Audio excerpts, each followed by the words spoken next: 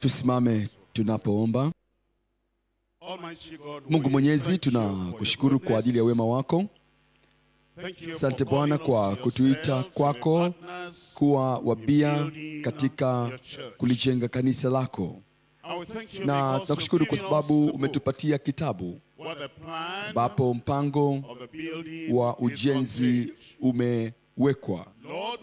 Tunaomba Bwana ule unyenyekevu wa kujua ya kwamba wewe unajua vema zaidi, na kwamba Bwana tunahitaji kufuata ule mpango ambao umetupatia na kuufuatilia. Jalie kila mmoja wetu katika jina la Yesu. Tusaidie kujenga katika ule mwamba na wala si katika mchanga. Tunaomba Bwana kwamba utabariki kazi ya kila mmoja wetu kwa jina la Yesu. Tunaonekana au tusionekana, utawapa thawabu watu wako wote. Tunapokuja katika neno lako kwa mara nyingine tena, tuonyeshe jinsi ya kujenga kwa ajili ya umilele. Na tunaomba Bwana, hatua kwa hatua, siku baada ya siku, tutafuatilia hata mwisho.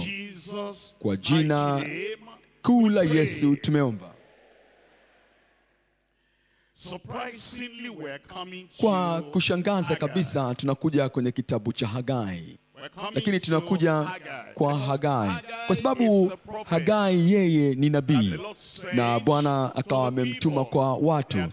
Wao walikuwa wamerejea kutoka katika utumwa na wamekuja katika vipindi mbalimbali vya kurejea. Wakaanza kulijenga lile hekalu katika wakati wa Ezra, na baada ya kujenga kwa muda katika mwaka 338 kabla ya Kristo, kulikuwa na upinzani katika ule ujenzi, na hatimaye mwaka 336 kabla ya Kristo wakaanza kulijenga lile hekalu tena. Utakuta haya yote katika kitabu cha Ezra.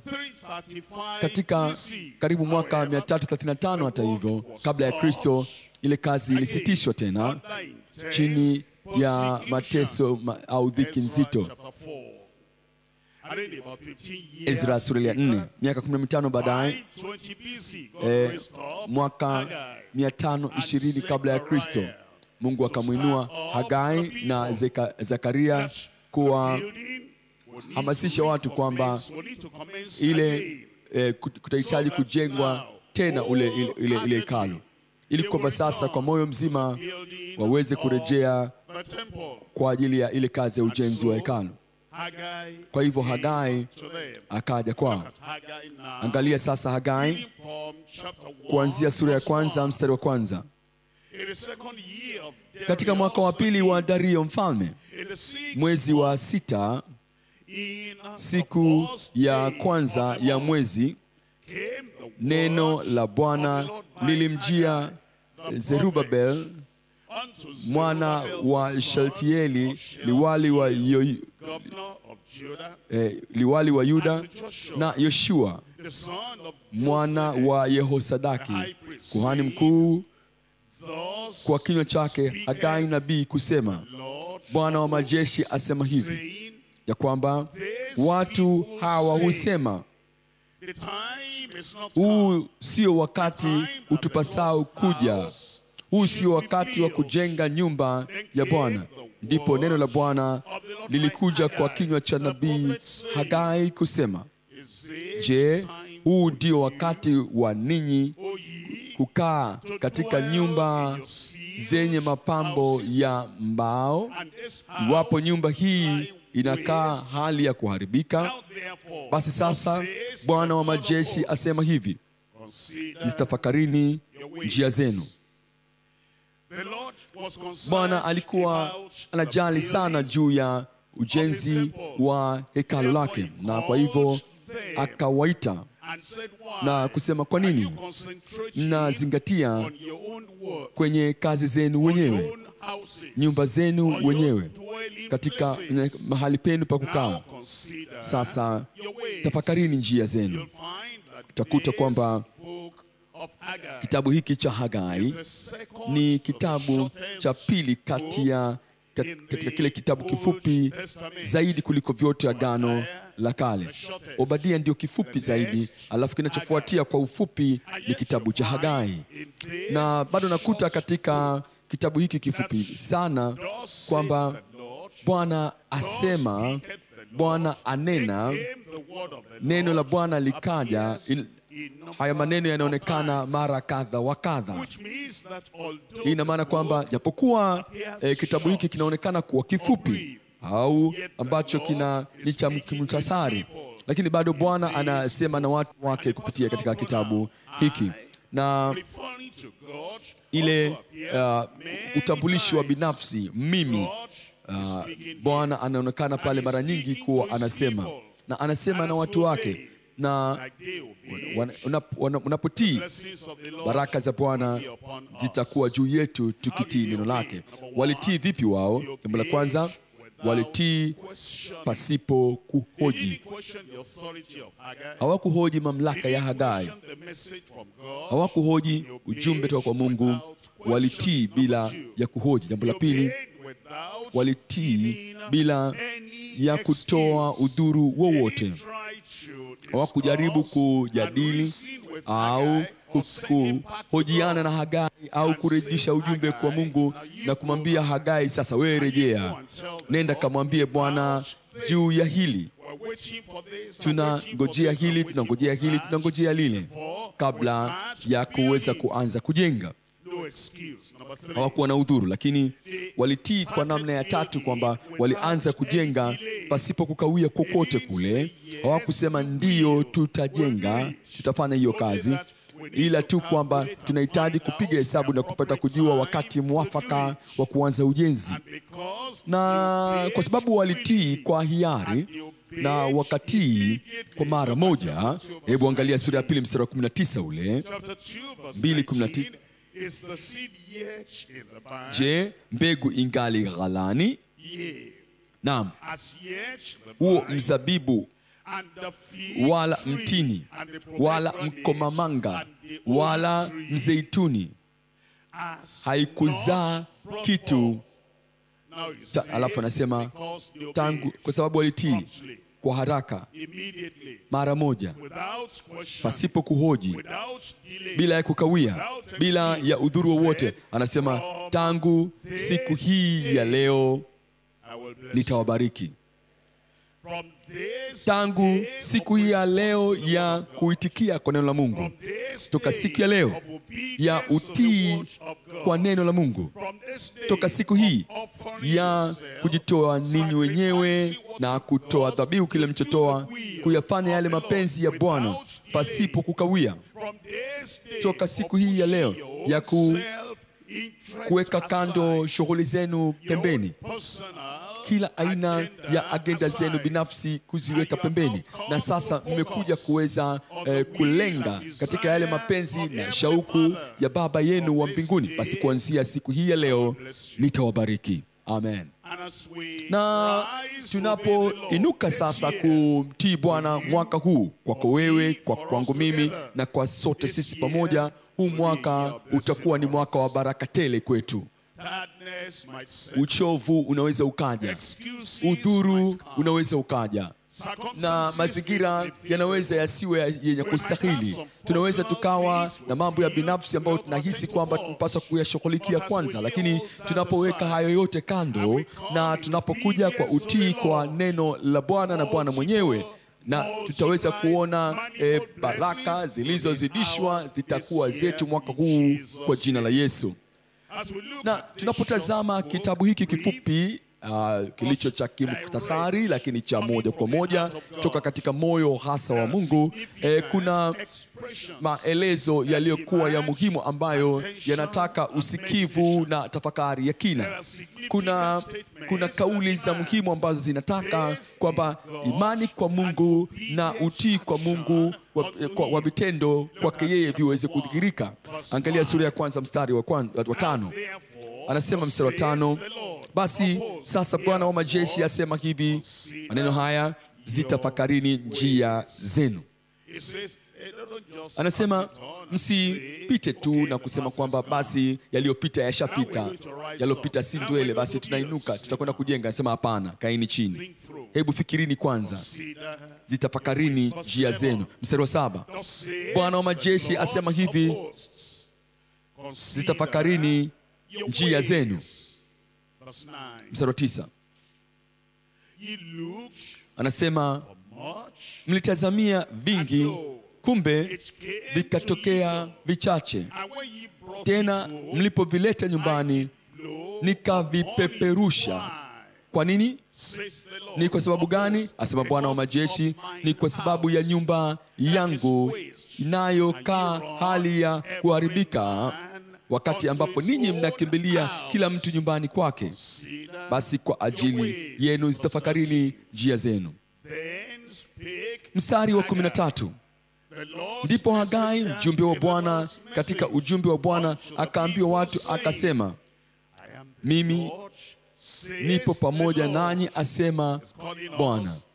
Anatuitia kutafakari njia zetu. Sura ya 2 mstari wa 15, 2:15 anasema, na sasa nawaomba tafakarini tangu siku hii na siku zilizopita, kabla halijatiwa bado jiwe juu ya jiwe katika nyumba ya Bwana. Mstari wa 18 anasema, tafakarini na waomba tangu siku hii ya leo na siku zijazo. Anasema tunaposonga mbele na tunapoishi, tunahitaji kutafakari neno la Mungu, tutafakari njia zetu wenyewe, tafakari maonyo ambayo anatupatia na kutafakari yale maneno ya kuwa macho na kukesha, kutafakari. Alafu anatuambia jambo lingine, anasema mimi pamoja nanyi. Sura ya 1 tunaangalia mstari wa 13. Anasema haya ndio mambo ya kutafakari tunapowaza juu ya kile ambacho Bwana ametuitia kufanya. Sura ya 1 mstari wa 13, ndipo Hagai mjumbe wa Bwana katika ujumbe wa Bwana akawaambia watu akisema, mimi nipo pamoja nanyi, asema Bwana. Ndani tunasema amen. Mara nyingi tunafikiria sana juu ya nani ambaye yu karibu nasi, kitu gani kinachotuzunguka, nini kinachotokea karibu yetu, ni habari gani tunazosikia karibu nasi, na hiyo inahamisha lengo letu, mawazo yetu, imani yetu bali na Bwana, na tunasahau kwamba Bwana yu karibu zaidi kuliko adui yetu. Bwana yu karibu zaidi kuliko wale watu ambao wanaweza kututishia na kujaribu kuchagiza hali ilivyo ya kutuzunguka. Lakini Bwana anasema niko pamoja nanyi, hatuwezi kushindwa. Sura ya 2 mstari wa 4 anasema, lakini sasa uwe hodari, Zerubabel, asema Bwana, nawe uwe hodari. Mara ya 2 katika aya hiyo hiyo anasema, Yoshua mwana wa Yehosadaki kuhani mkuu, nanyi iweni hodari. Mara ya 3 mstari huo, enyi watu wote wa nchi hii, asema Bwana, mkafanye kazi kwa mwe hodari, iweni hodari.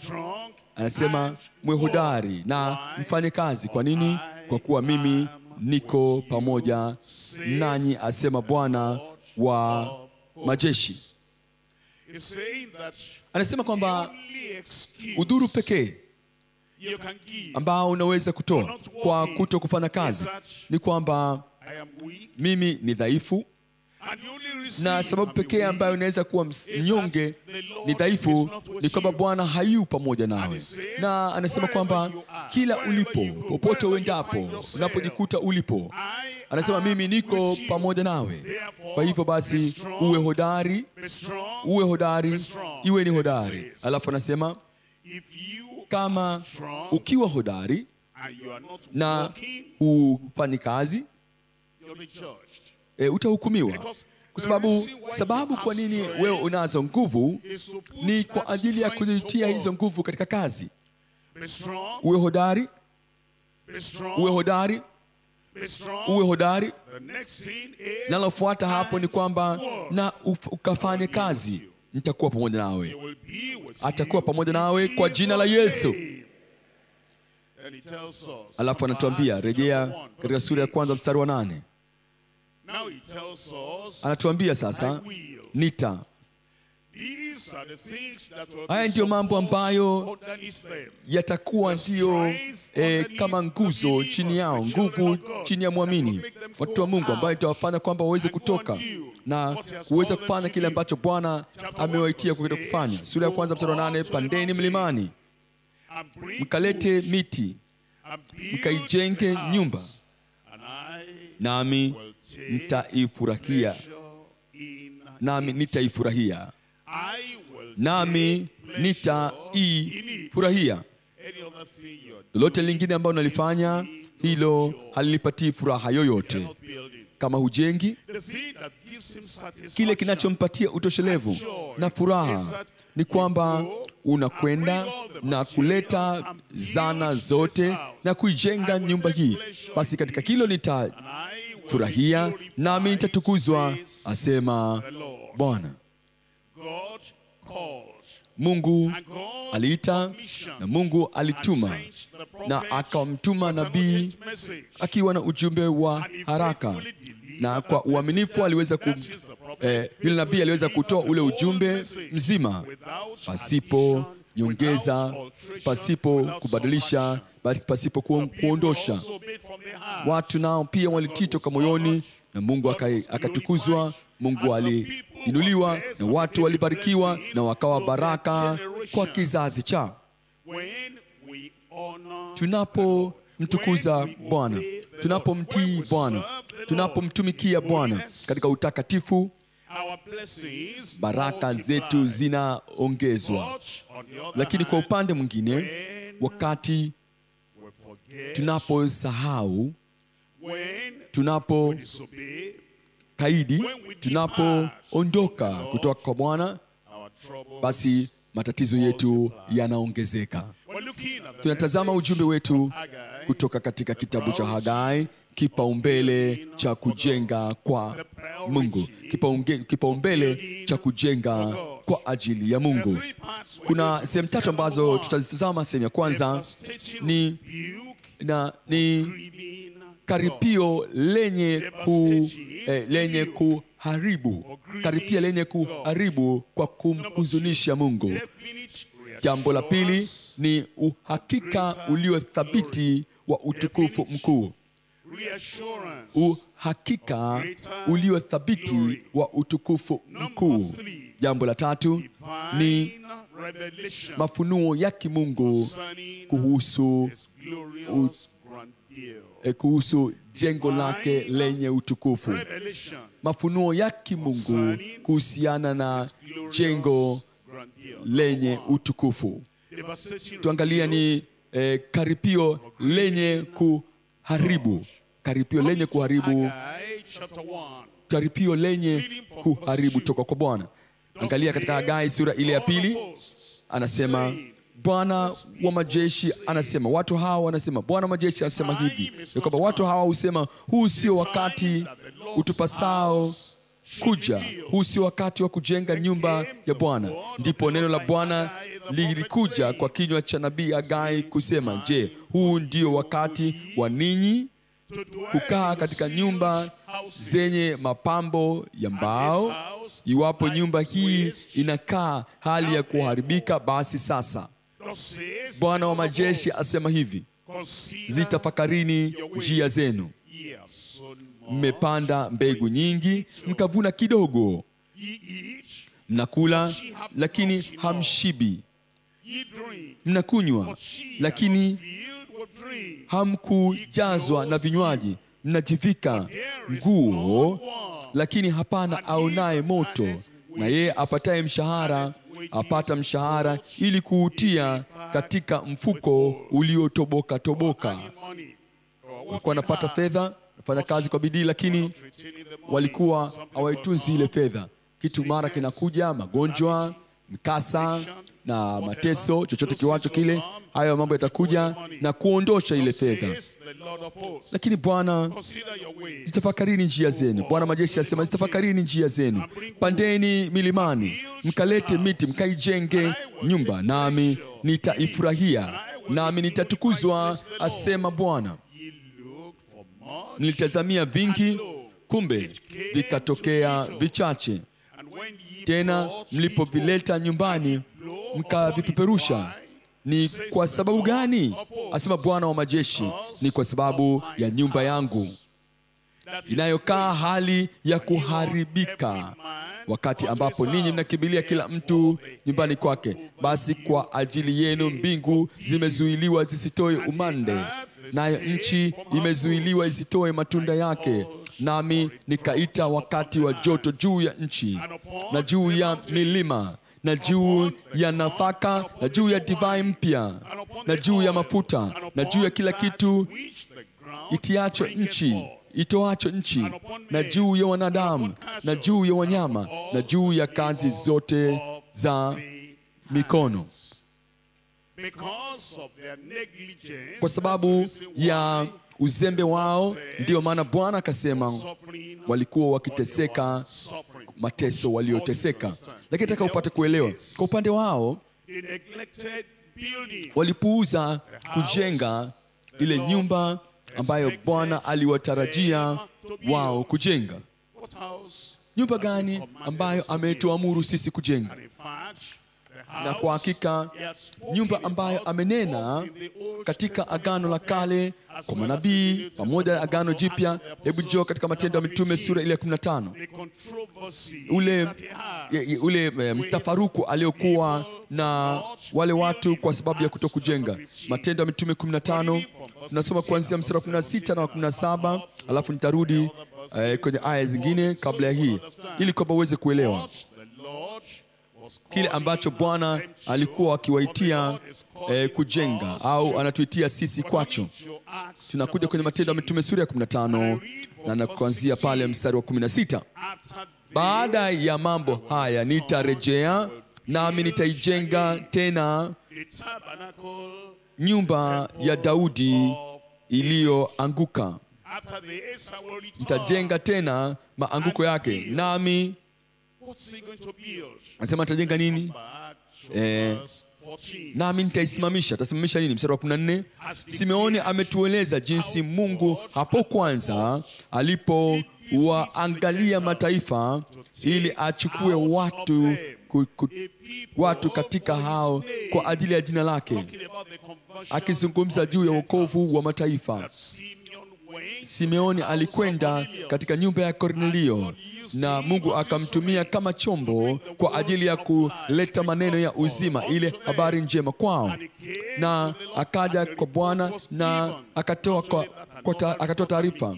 Kulikuwa na taarifa nyingine ambayo ilikuwa imetolewa juu ya mataifa. Angalia mstari wa 3.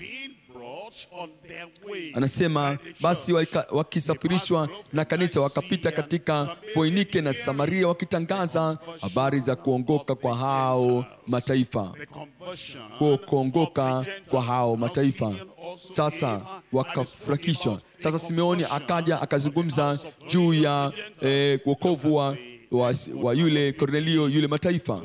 Angalia mstari wa 15. Na maneno ya manabii yapatana na hayo, kama ilivyoandikwa, baada ya mambo haya nitarejea, nami nitaijenga tena nyumba ya Daudi iliyoanguka. Nitajenga tena maanguko yake, nami nitaisimamisha. Kwa hivyo anajali sana juu ya jengo la kiroho, lile jengo la hekalu, jengo la wake na waume kuwaokoa, kuwaleta, kuingiza katika hii nyumba ya kiroho na makao ya Mungu. Katika kitabu cha Matendo ya Mitume sura ile ya 20, tukisoma kuanzia mstari wa 32.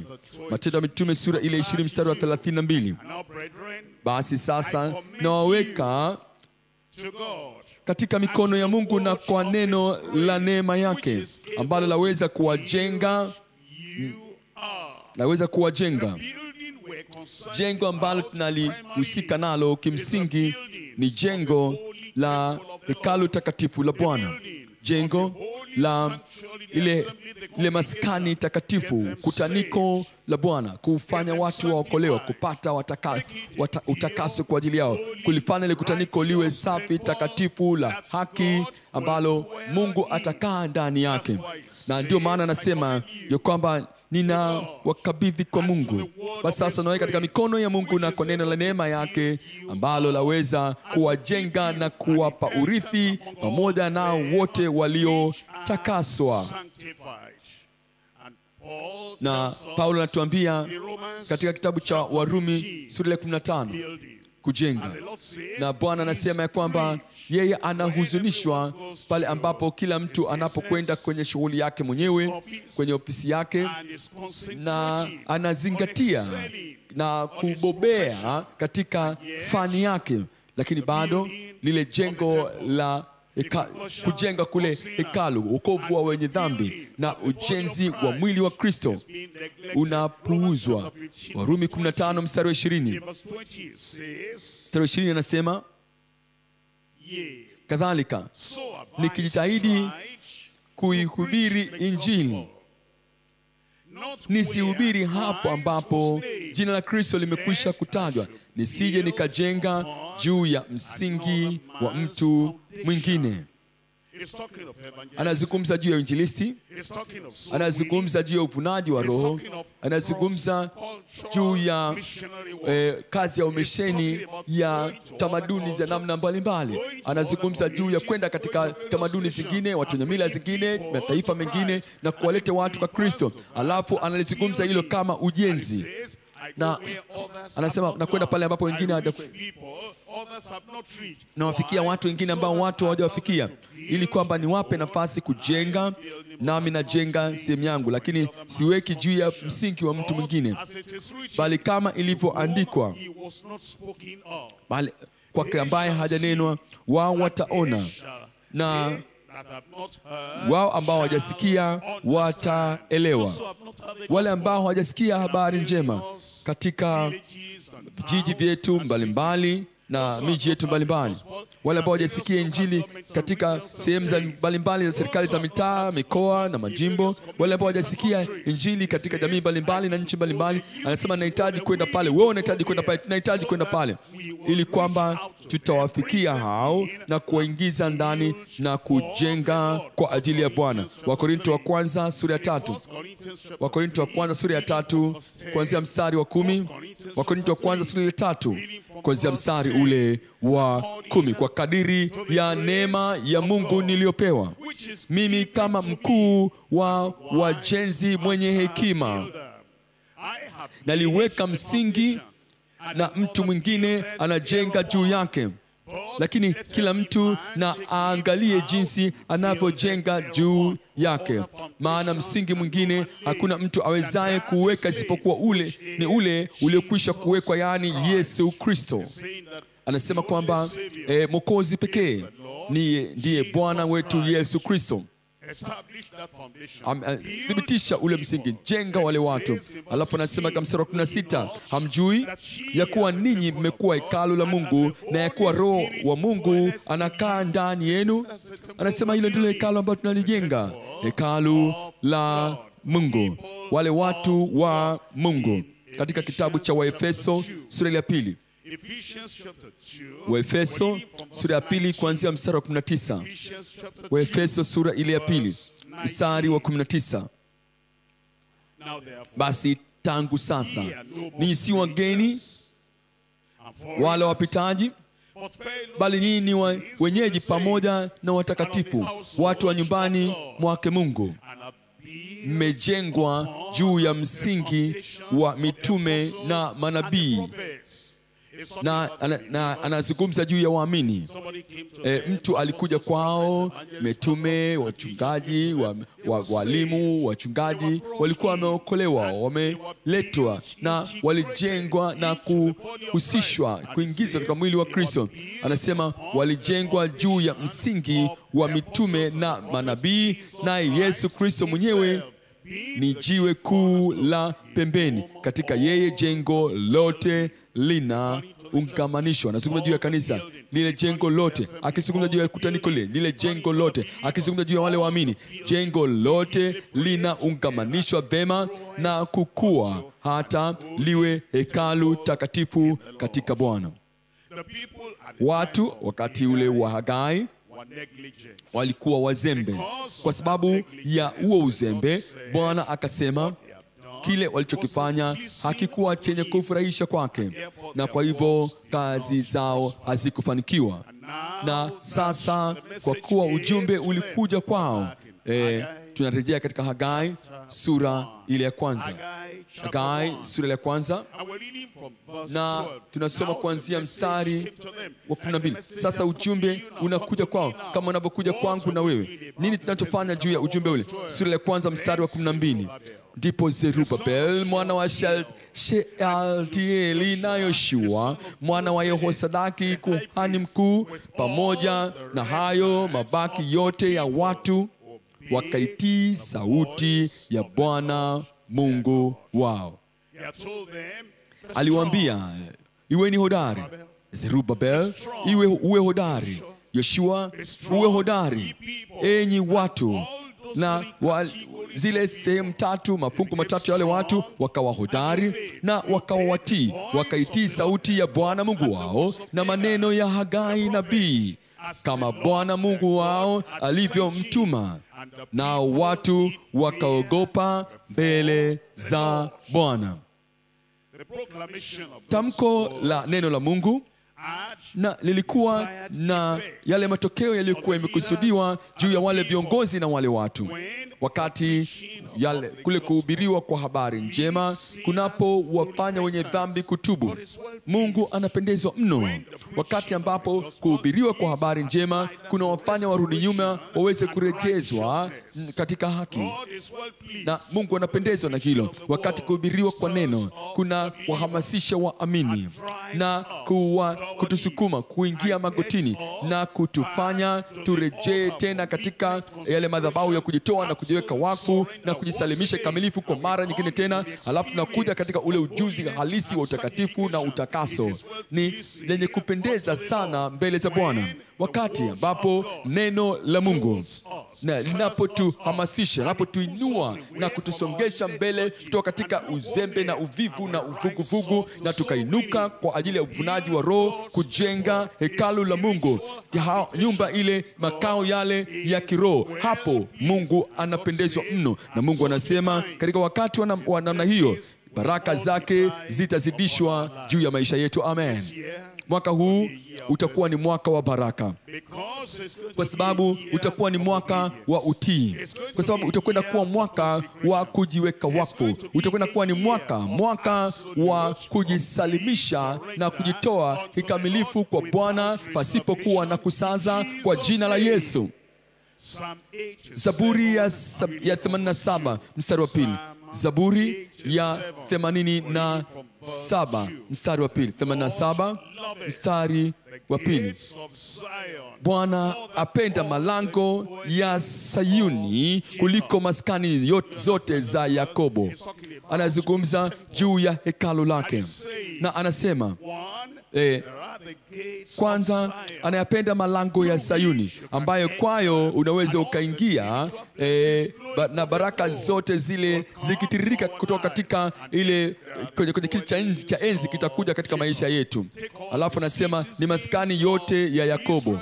Watoe wote raia wa Waisraeli, chukua nyumba zao na uweke kila kitu pamoja. Anasema Sayuni ni zaidi katika sifa, ni zaidi katika thamani, ni zaidi katika thamani yake na katika namna ya kupendeza kuliko maskani zote za au miji au raia wote wa Yakobo. Soma mstari huu tena. Anasema Bwana ayapenda malango ya Sayuni kuliko maskani zote za Yakobo. Ina maana kwamba tunapoweka majumba yetu yote pamoja, tuna nyumba hii, nyumba ile, nyumba ile, nyumba ile, nyumba ile, kule tunapokaa makao ya Yakobo, alafu unalete yale maskani matakatifu ya Mungu, unaleta lile hekalu la Mungu takatifu, unazungumzia juu ya yale maskani ya Mungu, kutaniko la Mungu ambao tunalijenga na kulijenga na kulijenga na kulijenga. Bwana anapendeza zaidi katika ya ile maskani iliyo katika malango ya Sayuni kuliko maskani yetu yote yakiwa pamoja. Naomba Mungu atatufanya tuwe na hekima. Nipe amen ya kutosha pale. Na tutajenga kanisa la Mungu aliye hai, na kazi ya Mungu haitazembewa mikononi mwetu katika jina la Yesu. Uwe hodari. Uwe hodari. Uwe hodari.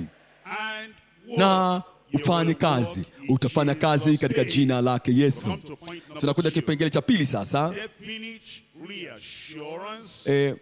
Uhakika thabiti wa utukufu mkuu. Uhakika thabiti wa utukufu mkuu. Turejee katika Hagai sura ya 2. Andika vizuri kichwa hicho. Nasoma kuanzia mstari wa kwanza. Katika mwezi wa 7 siku ya 21 ya mwezi, neno la Bwana lilikuja kwa kinywa cha Hagai nabii kusema, sema sasa na Zerubabel mwana wa Shealtieli liwali wa Yuda, na Yoshua mwana wa Yehosadaki kuhani mkuu, na hayo mabaki ya watu, ukisema, miongoni mwenu amebaki nani aliyeiona nyumba hii katika utukufu wake wa kwanza? Nanyi mnaionaje sasa? Je, mbele ya macho yenu sio kama si kitu? Sasa walikuwa wameujenga ule msingi, na walipotazama ule msingi walikuwa bado hawajamaliza ile jengo bado. Bwana akasema, hebu simameni kwanza, hebu kaeni pembeni, tazameni kwanza, hebu pimeni, tazameni, kaeni, ioneni, linganisheni na lile hekalu la Sulemani, lile hekalu lililopita, utukufu wa hekalu lililopita. Wale ambao mmebakia, nyinyi ambao ni wazee, watu wazima vya kutosha kuweza kuona hekalu la mwanzo lile katika utukufu wake wa kwanza, mnaonaje sasa? Je, si katika macho yenu mnapolinganisha? Je, katika macho yenu si kama si kitu? Swali kubwa. Lakini Bwana akasema, lakini angalia mstari wa 4, lakini sasa uwe hodari, Zerubabel, asema Bwana, nawe uwe hodari, Yoshua mwana wa Yehosadaki kuhani mkuu, nanyi iweni hodari, enyi watu wote wa nchi hii, asema Bwana, mkafanye kazi, kwa kuwa mimi ni pamoja nanyi, asema Bwana wa majeshi, kama lile neno nililoliagana nanyi mlipotoka katika nchi ya Misri, na roho yangu inakaa kati yenu, msiogope, kwa maana Bwana wa majeshi asema hivi. Mara moja tena, ni kitambo kidogo tu, nami nitazitikisa hizo mbingu na hii nchi na bahari na nchi kavu, nami nitatikisa mataifa yote, na vitu vinavyotamaniwa na mataifa yote vitakuja, nami nitaijaza nyumba hii utukufu, asema Bwana wa majeshi. Fedha ni mali yangu na dhahabu ni mali yangu, asema Bwana wa majeshi. Anasema mstari wa 9, mstari wa 9, utukufu wa mwisho wa nyumba hii utakuwa mkuu kuliko utukufu wake wa kwanza, asema Bwana wa majeshi. Utukufu wa mwisho wa nyumba hii utakuwa mkuu kuliko utukufu wake wa kwanza, asema Bwana wa majeshi. Bwana alikuwa akiwaambia nini? Bwana alikuwa anawaambia ya kwamba kwa wakati ule wa Sulemani walikuwa na hekima ambayo ilikuwa kubwa kuliko mfalme mwingine yeyote yule. Katika wakati wa Sulemani alikuwa na utajiri, mali kuliko mtu yeyote katika Israeli na katika uso mzima wa dunia, na alitumia hekima yake yote na mali yote katika kujenga hekalu lile. Watu walikuja kutoka sehemu mbalimbali duniani kuja na kuweza kuona hekima ile na mali ile. Na sasa Yoshua kuhani mkuu na Zerubabel yeye aliyekuwa liwali na watu wengine wote hawakuwa na vitu vyote vile ambavyo Sulemani alikuwa navyo, na wakaweka ule msingi wa lile hekalu. Na Bwana akasema, hebu tazameni, mnalinganishaje machoni penu? Je, si kama si kitu duni sana ukilinganisha na ile jengo la kwanza? Jibu ndio. Na Mungu akasema ya kwamba japo kuwa Sulemani hayupo sasa pamoja nasi, pamoja nanyi katika utajiri wake wote, na ile fedha ni mali yangu, dhahabu yote mali yangu, mimi nitatikisa kila kitu kinachotikisika, nami nitafanya kazi pamoja nanyi hadi pale ambapo ule utukufu wa nyumba hii ya mwisho utakuwa mkuu kuliko ile ya kwanza. Kwa kanisa, nini sasa matumizi ya hilo katika kanisa? Nini ambacho Bwana anasema juu ya kanisa? Hebu turejee katika Waebrania sura ile ya 3 anapozungumza juu ya nyumba. Waebrania sura 3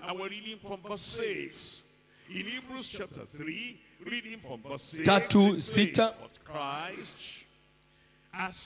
bali Kristo kama mwana juu ya nyumba ya Mungu, ambaye nyumba yake ni sisi. Ambaye nyumba yake ni sisi. Unaposoma kutoka katika Hagai, anasema hebu linganisha kanisa la leo, nyumba ya Kristo leo, nyumba kanisa katika siku zile za kale, kanisa la Agano Jipya, kanisa la Matendo ya Mitume, kanisa la Wafilipi, kanisa katika Thesalonike, kanisa lililokuwa kule Efeso, kanisa lililokuwa kule Ufilipi, kanisa la karne ile ya kwanza. Unapotazama kanisa hili leo, kulinganisha, je, linaonekanaje kwako? Na Bwana alikuwa anasema, hebu angalia kanisa leo, inaonekana kana kwamba si kitu ukilinganisha na ile nyumba ya kwanza. Lakini Mungu anatuambia ya kwamba hizi siku za mwisho atatikisa dunia na mbingu.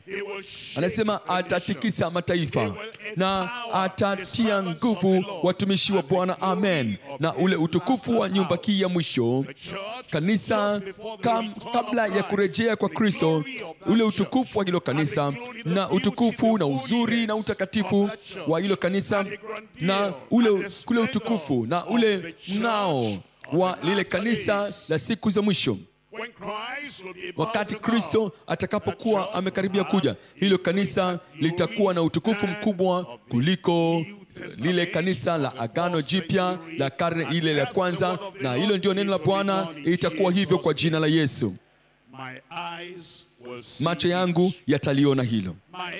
Macho yangu yataona hilo. Nitaishi kuweza kuona utukufu mkuu wa nyumba ya Bwana kwa jina la Yesu. Utaishi kuweza kuona utukufu huo. Petro wa kwanza sura ya 2. Katika Petro wa kwanza sura ya 2 kuanzia mstari wa 5. Nyumba.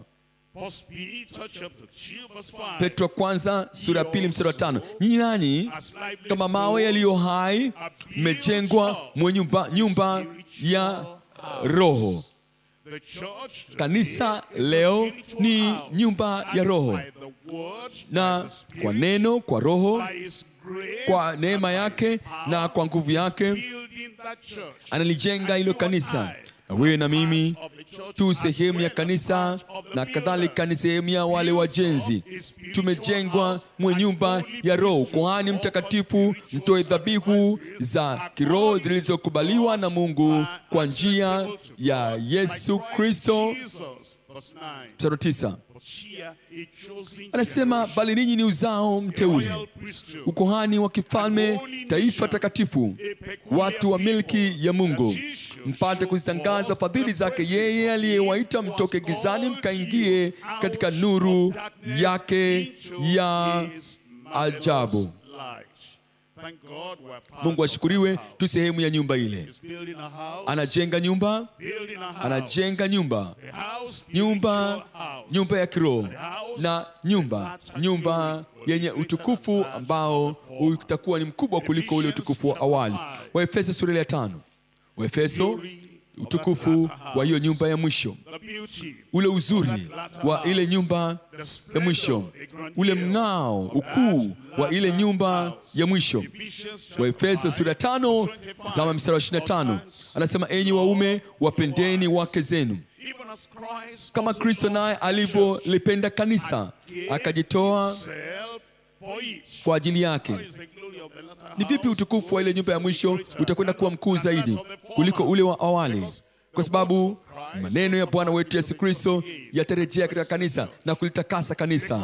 Kwa sababu ile damu ya Kristo itaweza kuinuliwa tena na itatakasa na kufanya zuri kanisa la Kristo. Kwa sababu ile jina la Kristo lilo kuu katika siku hizi za mwisho, siku hizi za mwisho tena, lile jina litatenda kwa ajili ya kanisa, litalizurisha kanisa na kulifanya liwe na utukufu na kuleta utukufu ndani mwake. Sasa inakuwaje kwamba ule utukufu wa ile nyumba ya mwisho utakuwa utukufu mkuu kuliko ule utukufu wa nyumba ile ya awali? Kwa sababu ile nguvu ya Roho Mtakatifu itarejea kwa mara nyingine tena kwa nguvu kubwa kuliko awali, na kusafisha na kuteketeza kila aina ya magugu ndani ya kanisa, na kutia nguvu na kuweka fataki katika maisha ya kila mmoja ndani ya kanisa. Kwa sababu ile nguvu itakasayo ya neno na ile damu ya Kristo itafanya kazi kwa ufanisi na kwa uhakika ndani ya kanisa, kiasi kwamba ili kwamba alitakasa ile kanisa na kulitakasa kwa maji katika neno, ili kwamba yeye ili apate kujiletea. Yeye anazungumza juu ya kanisa, juu ambalo litawasilishwa, litaletwa kwa Kristo katika wakati wa kuja kwake, apate kujiletea kanisa la kizazi hiki. Kristo atakaporejea, hilo litakuwa ni kanisa lilotakaswa, kanisa takatifu, kanisa lililosafishwa, kanisa lililokuwa limetakaswa safi. Anasema apate kujiletea kanisa tukufu, lisilo na ila wala kunyanzi wala lolote kama hayo, bali liwe takatifu, lisilo na mawaa. Ule utukufu wa nyumba ya mwisho utakuwa mkuu kuliko ule wa awali. Nipe amen ya kutosha pale. Wa Thesalonike wa kwanza sura ya 5 kuanzia mstari wa 22 anasema, jitengeni na ubaya wa kila namna, Mungu wa amani mwenyewe awatakase kabisa, nanyi nafsi zenu kikamilifu kabisa, nanyi nafsi zenu, roho zenu na miili yenu muhifadhiwe muwe kamili bila lawama. Niambie mambo yanayofuata pale, wakati wa kuja kwake Bwana wetu. Niambie maneno yanayofuata pale, wakati wa kuja kwake Bwana wetu Yesu Kristo. Wakati wa kuja kwake Bwana wetu Yesu Kristo. Anatuambia hali ya kanisa wakati kuja kwa Kristo kunapokaribia. Hiyo hali itakuwa ni hali ya utakaso, itakuwa ni hali iliyosafishwa, hali takatifu. Na ndio maana anasema ya kwamba hata wakati wa kuja kwake Bwana wetu Yesu Kristo, kanisa karibu kabisa na kuja kwake Kristo, kanisa hili litazinduka na kuingia katika utakatifu na ule utakaso. Na Kristo ajapo, anasema kanisa takatifu lililosafishwa litawasilishwa Faithful is he which calleth you, that calleth you, who also Yeye ni mwaminifu ambaye awaita naye do it. atafanya. It will start from you, it will start from me. It will start from us here. And as this church Ataanzia hapa kwetu. is purified, Kanisa hili linaposafishwa, imefanywa takatifu na kutakaswa, kila mtu, mwanamke, mwanamume, kila mshirika, Mungu atatuinua kama jeshi la watumishi waliotakaswa, na tutakwenda na kuwa na mguso kwa wengine wanaotuzunguka, wengine walio mbali nasi, kwa jina la Yesu. It will happen. Itatokea. Point number 3. Kipengele cha 3, Divine revelation mafunuo ya kimungu concerning kuhusu glorious grandeur. utukufu wake mkuu. Mafunuo makuu kuhusiana na utukufu wake mkuu. Angalia sura ya 2 kuanzia mstari wa 10. Hagai sura ya 2 mstari wa 10.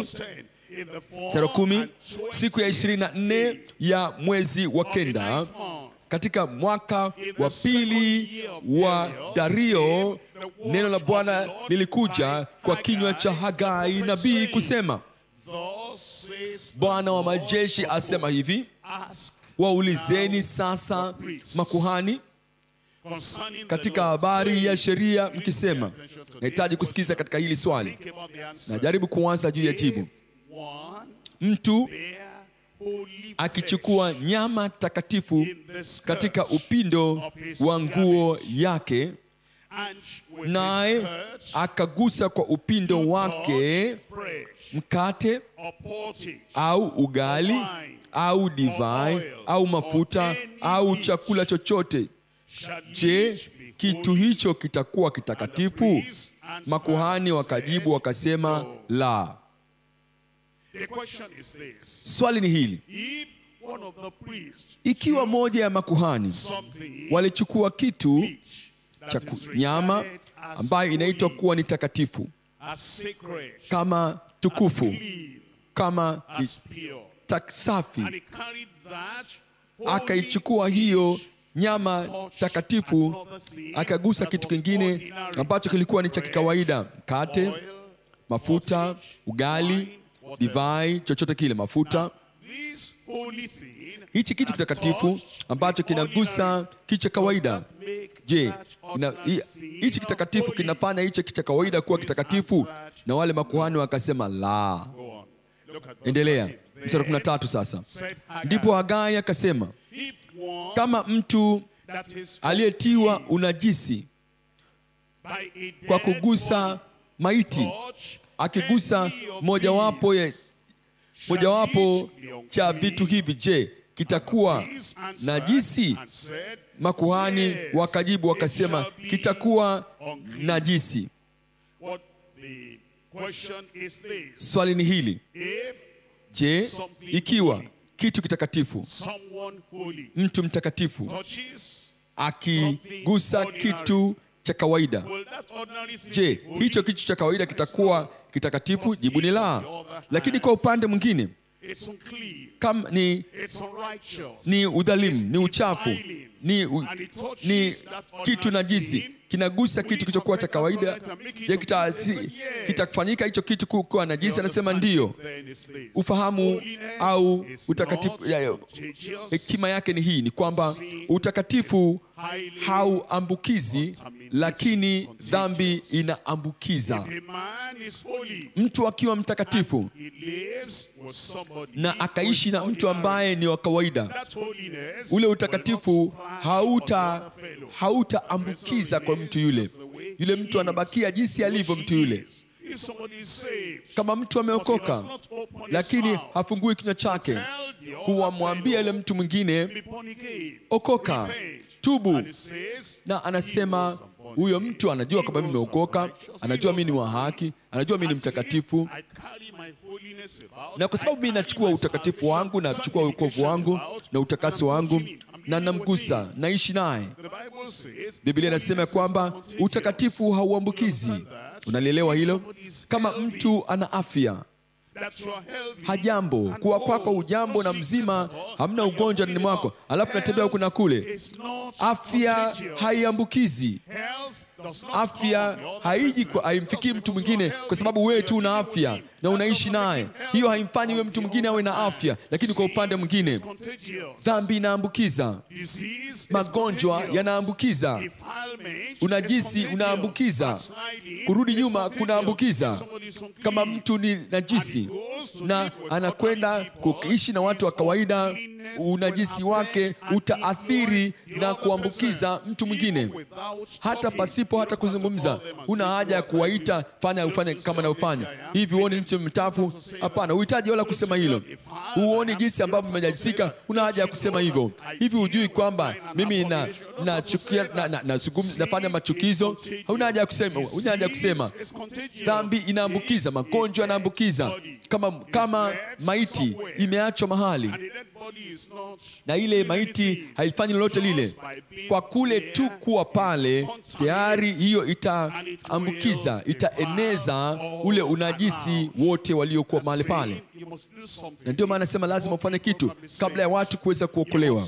Lazima useme kitu kabla ya watu hawajaweza kuja kwa Bwana. Wokovu wako hauambukizi, utakaso wako hauambukizi, utakatifu wako hauambukizi. Lakini kwa upande mwingine, dhambi yako, kurudi kwako nyuma, udhalimu wako, uovu, mfano mbaya, tabia mbaya zako zinaambukiza. Na ndio maana akawaita kutenda kazi. Anasema inukeni mtende kazi. Inukeni na mfanye kitu fulani. Kwa sababu kukaa tu kimya na kukaa tu pale na kusema kwamba kila mtu anajua kwamba mimi ni wa haki, hiyo haitakuwa na mguso kwao. Mstari 15 anasema sasa nami naomba nami sasa naomba tafakarini tangu siku hii na siku zilizopita, kabla halijatiwa bado jiwe juu ya jiwe katika nyumba ya Bwana. Katika wakati huo wote mtu alipofikia chungu ya vipimo 20, palikuwa na vipimo 10 tu. Na mtu alipofikia shinikizo apate kuteka divai ya vyombo 50, palikuwa na divai ya vyombo 20 tu. Naliwapiga kwa ukavu na ukungu na mvua ya mawe katika kazi zote za mikono yenu, lakini hamkunielekea mimi, asema Bwana. Bwana alikuwa akihesabu yaliyopita. Amesema nifanya kila kitu.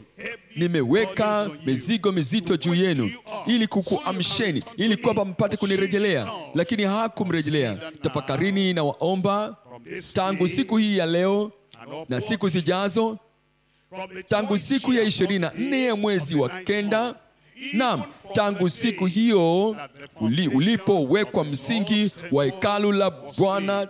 Tafakarini haya. Bwana anasema alishukuru juu ya kuinuka kwao katika utii wao. Alishukuru sana juu ya badiliko ambalo lilikuja kutokea na kwa matokeo ya kunena kwa Hagai kwao. Na anasema tafakarini sasa, hasira yangu imegeuka kutoka kwenu. Alafu anasema upendeleo wangu umekuja tena kwenu. Anasema lolote ambalo sasa hali yenu, msiwe na shaka. Kama kuna umaskini, msiwe na shaka, utaondoka. Na kama kuna ugonjwa, msiwe na shaka, hiyo hali itabadilika. Kuna kuuma kwa moyo na matatizo ya kifamilia, usiwe na shaka. Kwa kuwa mko tayari kutii, msiwe na shaka yote yaliyotokea wakati uliopita. Mambo yatageuka kuwa bora kwa jina lake Yesu. Je, mbegu ingali ghalani? Naam, huo mzabibu wala mtini wala mkomanga wala mzeituni haikuzaa kitu tangu siku hii. Msiwe na shaka, tangu siku ya leo nitawabariki. Tangu siku hii ya kujitoa kwako, toka siku hii ya utii wako, na tangu siku hii ya kuweka kila kitu madhabahuni kwa mara nyingine tena, wakati kipindi cha baraka kimeanza leo. You'll forget the Utasahau sorrows of the past. huzuni zilizopita. You'll forget the poverty Utasahau of the past. umaskini uliopita. Come back and say, Rejea Lord, na I useme, come Bwana, again. naja All tena. Jesus, Yote I kwa surrender. Yesu na mtolea. Yote kwako natoa. Nitakupenda siku zote na kuamini. Katika uwepo wake nitaishi daima. Yote namtolea. Yote natoa kwake. Yote kwako, Mwokozi, natoa sasa. Na unapofanya hivyo, utajiri wote wa mbinguni na baraka zote za mbinguni zitaanza kumiminika katika maisha yako. Pale ulipoinuka, na tufanye mwaka huu kuwa mwaka wa kuzidishwa kwa baraka zetu. Kisalimishe kwa Bwana, na utele wa matoleo utakuja kutoka juu mbinguni juu yako, kutoka katika kuja katika kila eneo la maisha yako.